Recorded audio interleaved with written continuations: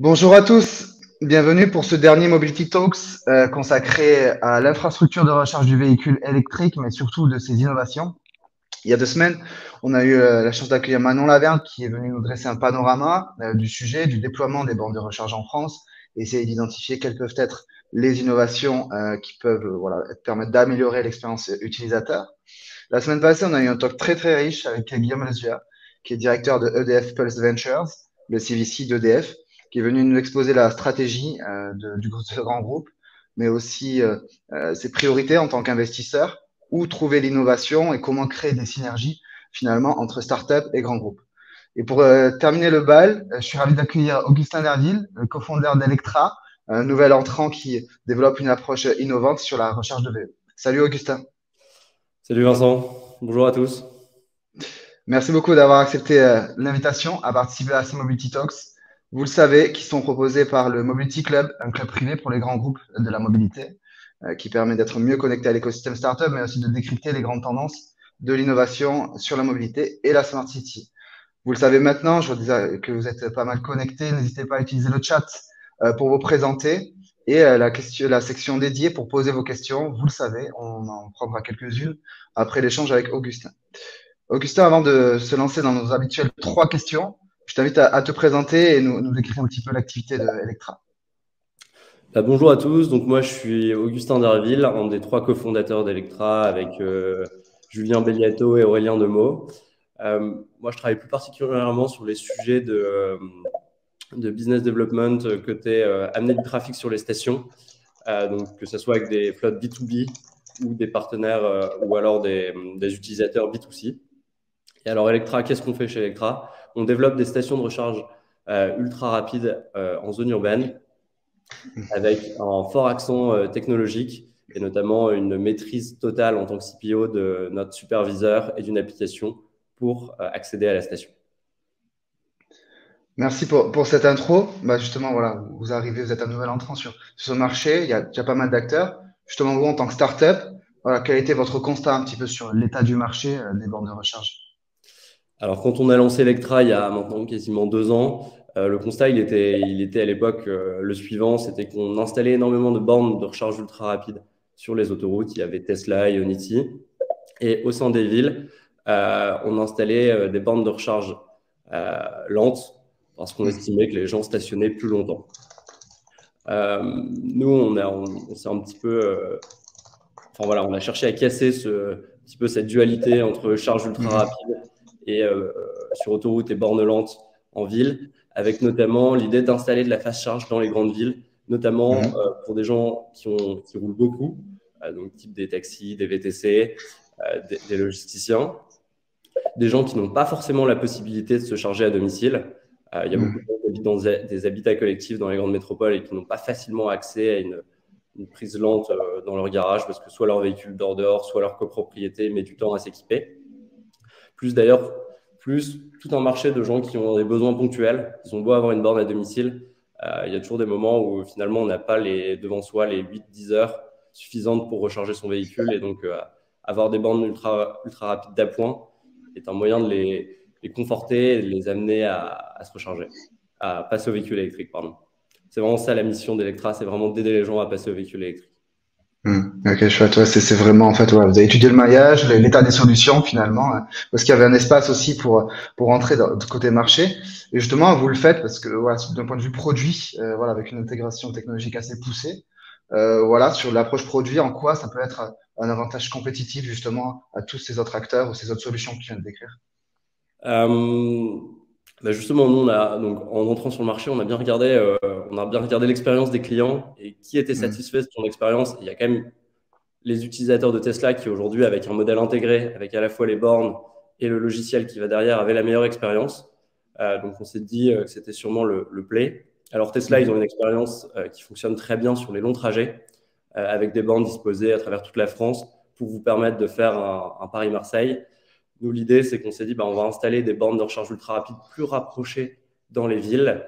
Et donc, en fait, nous, l'intérêt qu'on va apporter, la solution tech qu'on va apporter va permettre d'optimiser cette recharge quotidienne que peuvent avoir les gens en ville. Et donc, les premiers éléments qu'on développe aujourd'hui sont notamment la gestion des flux sur nos stations et un module de réservation en fait, qui permet de dire quand je suis en train de rouler en ville, j'ai la possibilité quand je vais aller sur la station, m'assurer d'avoir un point de charge à l'arrivée. Ok. Et peut-être si tu peux élaborer sur cet aspect de gestion des flux très concrètement. La gestion des flux, c'est aussi simple que ça. Aujourd'hui, une station de recharge ultra rapide, même si elle est ultra rapide, ça reste 30 minutes. Donc, on sait pertinemment qu'il y a des phénomènes de pics sur les stations. On le voit sur les stations essence, par exemple. Une station essence, s'il y a 3 véhicules devant vous, vous allez attendre 10 minutes. Si sur une borne de recharge ultra rapide, vous avez 3 personnes devant vous, c'est 2 heures d'attente. Donc, l'expérience est assez déceptive. Donc, l'idée, c'est vraiment de pouvoir dire, voilà, il y a suffisamment de stations de recharge ultra rapide. Aujourd'hui, il peut y avoir une intelligence qui permet de dire à 3 personnes différentes, aller sur 3 bornes différentes pour pas qu'ils se retrouvent au même point de charge au même moment. Complètement. Voilà. Et tu as parlé d'un aspect intéressant, cet aspect de cette proposition de booking finalement qui est offerte aux utilisateurs. Vous êtes à fond aussi sur l'amélioration de l'expérience utilisateur.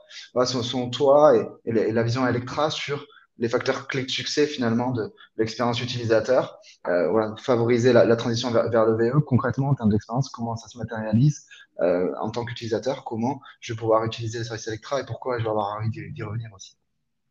Alors, je pense que pour avoir une bonne expérience utilisateur, il faut 2 piliers qui soient très bien exécutés. Le pilier infrastructure. Donc, il faut avoir cette infrastructure fiable avec les bornes qui fonctionnent bien, ainsi qu'un très bon service client. Donc, il y a toute la partie CPO qui est très, très importante. Et de l'autre côté, il faut une tech aussi qui soit bien développée, qui soit user-friendly. Aujourd'hui, chez Electra, on a 15 développeurs et personnes dans l'équipe produit qui permettent d'améliorer l'expérience, d'avoir des sprints de cours pour pouvoir améliorer en permanence le produit et rendre l'expérience la plus satisfaisante possible pour le client. L'intégration des deux est vraiment très importante pour pouvoir proposer des choses un petit peu au-delà de ce que peuvent proposer par exemple juste un IMSP ou juste un CPO. Donc IMSP type ChargeMap, CPO pour les Charge Point Operator. Par exemple, le fait de pouvoir posséder aujourd'hui, nous, l'infrastructure, ça veut dire qu'on peut garantir la réservation, par exemple. Donc, on peut aller plus loin sur la partie MSP. Et le fait d'être CPO, d'avoir la donnée sur les stations en temps réel, ça nous permet d'améliorer l'expérience de vente parce qu'on remonte en permanence des datas d'utilisation de la station. Donc, en fait, on est capable derrière d'aller améliorer notre application en permanence parce qu'on voit ce qui se passe sur nos stations. Et donc, en fait, le fait d'avoir les 2 éléments nous permet aujourd'hui de se constituer un capital qui va au-delà juste de matériel ou digital. C'est un ensemble et une expérience qu'on est en train de, qu'on améliore tous les jours. La gestion des flux, c'est simple, c'est l'algorithme d'Uber. En permanence, on va élargir le champ de réservation, l'affiner. On ne peut pas spécialement réserver plus de 30 minutes avant, ou alors est-ce que c'est un kilométrage autour de la station. On peut faire en fait tous ces tests et en temps réel, et donc en fait ça permet de progresser vite et de créer ces nouveaux usages en fait et d'être prêt pour la masse arrivante de véhicules électriques qui vont chercher à se recharger et qui veulent avoir une bonne expérience dès le premier jour. Sinon, on fera beaucoup d'efforts pour pas grand-chose. Ouais, complètement. C'est complémentaire et nécessaire. Faut que l'infrastructure aussi soit séduisante à utiliser. À tous et toutes, n'hésitez pas à poser vos questions. On aura le temps d'en prendre quelques-unes à la suite de l'échange, encore une fois avec Augustin. Mais peut-être ça, si on revient en fait sur votre approche est très intégrée, c'est vrai qu'en fait vous avez plus de data points finalement en fait pour pouvoir analyser le comportement de vos utilisateurs. Je sais pas, est-ce que tu pourrais nous partager peut-être quelques retours des users, qu'est-ce que le consommateur demande finalement en matière de borne de recharge de VE. Alors aujourd'hui, on est un petit peu en amont de phase. Aujourd'hui, ils demandent déjà à avoir des bornes de recharge ultra rapide. C'est vraiment la première chose. Si on prend l'Île-de-France, on a encore un maillage qui est très très pauvre. On a sur Roissy, je pense, qui est peut-être un des hubs où il y a le plus de véhicules à fort usage. On a peut-être 4 bornes de recharge ultra rapide pour la zone. Donc, il y a encore vraiment des zones. Donc la première chose qu'ils demandent, c'est vraiment une borne de recharge ultra rapide qui fonctionne.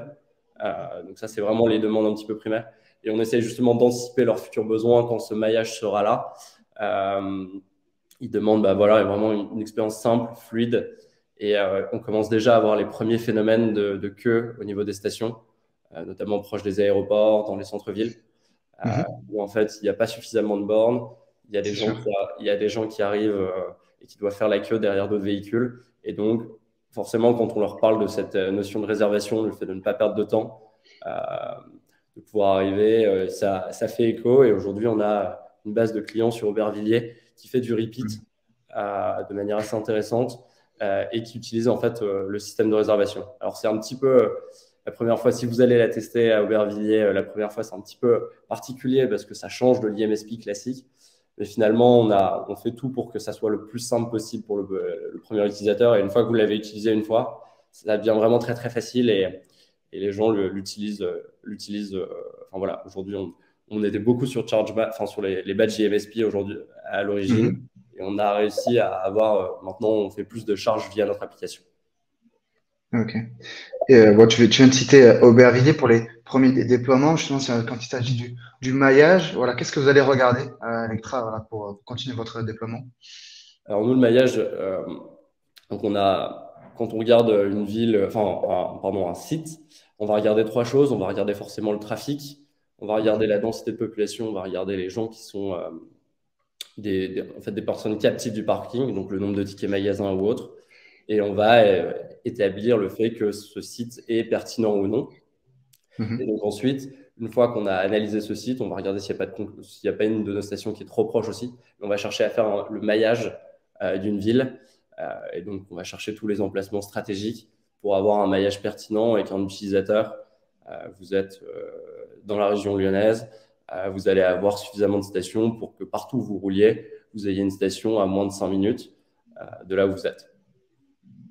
Ok. Merci pour tous ces insights. On va prendre quelques questions maintenant du public. Il y a Emmanuel qui s'interroge, qui rétribue Electra? Quelle est la part des propriétaires de bornes et quelle est la part de l'usager? Alors, aujourd'hui, le business model, il est aussi simple que celui-ci. Ça veut dire que les gens vont venir se recharger chez nous et vont acheter de l'électricité au kilowattheure. Et donc, ils vont acheter de l'électricité au kilowattheure, pardon. Et donc, en fait, nous allons faire une marge là-dessus. Et donc, nous, on installe la station, on la finance, on verse un loyer au propriétaire du foncier. Et donc, en fait, c'est les utilisateurs qui vont venir rémunérer ce service, un petit peu comme aujourd'hui à la pompe à essence, ils viennent rémunérer à la fois le propriétaire foncier et l'exploitant du lieu. Ça marche. Peut-être sur le déploiement, il y a une question de Baptiste. Quels sont les accords avec les collectivités locales pour pouvoir déployer les stations? Et quel est le plan de déploiement d'Electra? Mais tu as déjà un peu répondu à cette partie. Voilà, pour le plan de déploiement, pour peut-être donner un petit peu des éléments chiffrés, donc d'ici la fin de l'année, on va installer 50 stations, un peu plus de 50 stations de recharge ultra rapide dans différentes villes en France, donc majoritairement dans les grandes agglomérations, Île-de-France, métropole lyonnaise, métropole de Nice, métropole de Bordeaux. Avec les collectivités, aujourd'hui, on passe majoritairement par des propriétaires privés, notamment pour des questions de rapidité, capacité à déployer. On a une personne en interne qui discute avec les collectivités et qui commence justement à pousser cette idée après que les municipalités installent énormément de bornes lentes en voirie. On leur propose justement plutôt d'avoir des zones dédiées, des parkings dans lesquels en fait, ils peuvent installer des stations de recharge ultra rapide qui sont mieux identifiées, où il y a moins cette ambiguïté avec le stationnement, où on voit finalement quand même des phénomènes de voitures ventouses sur beaucoup de bornes lentes en voirie, que ça soit volontaire ou non. Mais par exemple, un hybride rechargeable qui va rester 6 heures sur une borne, c'est quand même autant de véhicules électriques qui ne pourront pas charger. Voilà, c'est aujourd'hui notre plan de déploiement versus, notre plan de déploiement et les collectivités où on en est de nos discussions. Peut-être sur la partie opération du parc, de l'infra que vous déployez. Gauthier, cette demande, voilà, on comprend tout à fait la partie logicielle et UX, mais sur la partie physique, en fait, de l'installation et la maintenance, comment est-ce que voilà, vous adressez cette question de ces opérations finalement?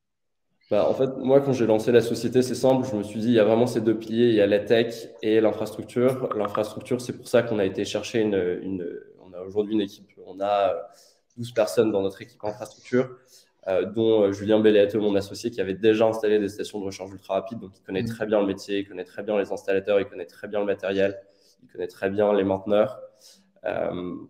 Et donc, lui a monté une équipe derrière avec plusieurs project managers qui viennent de chez Easyvia, Vinci, Allego, qui ont déjà l'expérience en fait d'installer, parce que ces bornes sont installées finalement depuis 15 ans, depuis 5-10 ans. Et donc, il y a un premier retour d'expérience. Et l'idée pour Electra, ce n'était pas du tout de repartir de zéro là-dessus. Il y a des gens qui connaissaient ce pan-là. Et donc, on a été chercher et on a fait venir chez Electra. Et c'est des gens justement qui se sont dit, il y a vraiment quelque chose à faire. Ils baignaient dans le milieu de la recharge depuis 5, 6, 7 ans. Et ce qui est vachement encourageant pour Electra, c'est que ces gens-là nous ont fait confiance et nous ont rejoints pour développer le réseau Electra. Ok. Sur peut-être une question intéressante de Bruno sur le user, en fait, voilà, ses caractéristiques. Quel est le ticket moyen observé sur Aubervilliers et la typologie de ces utilisateurs-là? Voilà, tu cibles pas mal d'acteurs. Est-ce que c'est des taxis, des VTC, des consommateurs? Alors aujourd'hui, je dirais que sur le panier moyen, on est autour d'une dizaine d'euros par session de charge. Et sur la partie typologie des utilisateurs, on a principalement du professionnel qui fait du repeat, donc du logisticien, du VTC, taxi. On a aussi beaucoup de gens, on a des gens qui passent en itinérance. Donc, ce qui est intéressant, c'est qu'il y a des gens qui passent en itinérance dans la zone et donc qui viennent se charger via des badges. Et après, aujourd'hui, l'objectif, c'est qu'on essaye d'améliorer notre segmentation client. Principalement, aujourd'hui, on a une partie des gens qui viennent via carte bancaire et via pass IMSP sur lequel on n'a pas les infos. Et donc, en fait, on estime que ces gens-là ne sont pas forcément des clients réguliers, ou moins réguliers en tout cas. Et que les clients réguliers qui vont utiliser l'application qui vont revenir récemment auront plus intérêt à utiliser l'application. Donc voilà, mais aujourd'hui majoritairement professionnel. Entendu. Une autre question peut-être de Benjamin qui se pose la question sur la modulation des tarifs. Est-ce que les tarifs peuvent changer en fonction de l'heure de charge? Et comment est-ce que vous abordez la question de vos coûts côté électricité? Alors sur la partie de nos coûts, alors aujourd'hui, nous on a sécurisé notre approvisionnement en électricité sur la prochaine année. Donc en fait, on s'engage, ce qu'on sécurise en termes de coûts auprès de nos fournisseurs, ça nous permet en fait de définir. On a un certain niveau de marge qu'on doit avoir pour rentabiliser notre infrastructure. Et donc en fonction de ça, on va déterminer un prix de vente. Qui répond à plusieurs critères, mais notamment le niveau de marge qu'on doit avoir pour rembourser notre infrastructure. Et donc, ce qui est sûr, c'est que si le prix de l'électricité est amené à grimper, là, notre prix est sécurisé pour l'année à venir et une partie de l'année prochaine. S'il était amené à exploser dans les prochaines années, forcément, il y aurait des ajustements à la hausse, comme il pourrait d'ailleurs y avoir des ajustements à la baisse si le prix de l'électricité baissait. L'idée, nous, on raisonne pas tellement...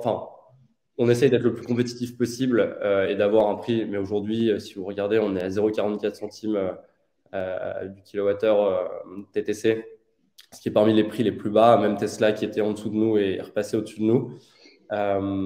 L'idée, c'est de garder ce niveau de marge qui fait de nous un acteur qui est... on préfère faire en fait du volume. Notre objectif, c'est de faire du volume et pas tellement plus du volume pour en fait nous permettre de baisser les prix. Et ça, c'est vraiment l'ambition d'Electra, c'est de proposer une expérience de charge simple, fiable et qui soit pas trop onéreuse. Parce que sinon, on tourne dans les mêmes problématiques qu'aujourd'hui avec des gens qui se plaignent à la pompe parce que le prix explose et que en fait, rouler en voiture devient hors de prix. Ouais, complètement. C'est bien d'identifier les bonnes pratiques, capitaliser là-dessus, versus en fait, ce qui provoque beaucoup de friction. Une dernière question de la part de Emmanuel qui se demande quelle est la surface moyenne d'une recharge ultra rapide et combien de prises est-ce que vous voulez proposer sur cette recharge? Alors, on parle la surface moyenne. En règle générale, nos stations, on a plusieurs modèles de stations. On va dire qu'il y a 2 modèles de stations qui se détachent. Il y a un modèle de station avec 4 points de charge et un raccordement en 250 kVA. Donc, on prend en moyenne 6 places de parking, donc vous multipliez par 12 grosso modo, 12 mètres carrés, donc ça fait un peu plus d'une centaine de mètres carrés juste sur l'espace occupé. Après, il y a l'espace pour venir sur les places. Donc ça, c'est des stations qu'on va plutôt mettre dans les centres-villes où on a des parkings contraints. Typiquement, voilà, le parking d'un hôtel en centre-ville dans lequel il y a une cinquantaine de places de parking. On ne peut pas se permettre de mettre 12 points de charge parce que le gérant veut garder de la place pour sa clientèle. Donc ça, c'est le premier type de station. Le deuxième type de station, c'est des stations où on met un transformateur en règle générale d'1 mégawatt. Et là, on va mettre 8 points de charge ultra rapides. Et donc là, on est plutôt sur des tailles de stations qui vont prendre autour de 250-300 mètres carrés. Ça marche. Voilà. Merci beaucoup, Augustin, d'avoir répondu à toutes ces questions. Voilà, ça nous a permis de creuser un petit peu plus votre modèle et puis voilà, vos perspectives aussi. C'était hyper riche. Merci beaucoup. Merci à tous d'avoir suivi ce talk et toute cette série dédiée à l'infrastructure de recherche du VE et de ses innovations. On reviendra vers vous pour vous proposer une nouvelle série le mois prochain. On va s'interroger au lien entre la blockchain et la mobilité. Il y a beaucoup de buzz autour de cette techno qui est plus maintenant toute récente. Voilà, quels applicatifs dans la mobilité. Donc voilà, restez connectés et n'hésitez pas à suivre notre actualité. Merci encore Augustin, merci à tous et bonne journée. Merci beaucoup Vincent. Bonne journée, au revoir.